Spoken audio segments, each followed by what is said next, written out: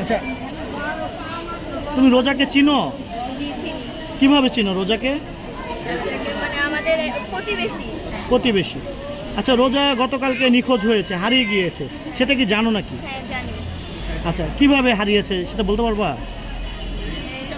খোঁজাখুঁজি ছিল, মানে অনেকক্ষণ পাইতেছিল না, তারপরে মাইকে অ্যানাউন্স করছে, তারপরে অনেকক্ষণ পরে মানে তার লাশ। আচ্ছা, রোজার বয়স আমরা যতটুকু জানতে পেরেছি 5 বছরের মতো, ছোট। রোজার সাথে কখনো খেলাধুলা করতে পেরেছো কিনা? না, এখনো খেলাধুলা হয়নি। রোজার সাথে খেলাধুলা করতে পারোনি? আচ্ছা, রোজাকে এমনি দেখেছো? মানে কিরকম ছিল সে? সবার সাথে, তার মা বললো রোজা সবার সাথে হাসি খুশি থাকতো বা খেলাধুলা করতো সবার সাথে, ছোট বাচ্চাদের সাথে অনায়াসে তিনি মিশে যেত। হ্যাঁ, অনেক মিশে যেত, খেলাধুলা করতো। চিপস, যদি কেউ চিপস দিত বা চকলেট দিত, তিনি সাদরে সেগুলো গ্রহণ করতো। সেই রোজা আজ নেই, গতকালকে হারিয়ে যাওয়ার পর বস্তাবন্দি মরদেহ পাওয়া গিয়েছে। কি মনে হচ্ছে তোমাদের? আমার মনে হচ্ছে যে যেসব যারা করেছে তাদের ফাঁসি চাই।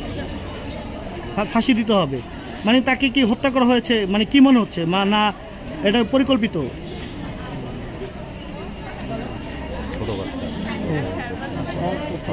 সরি ভাই, আমি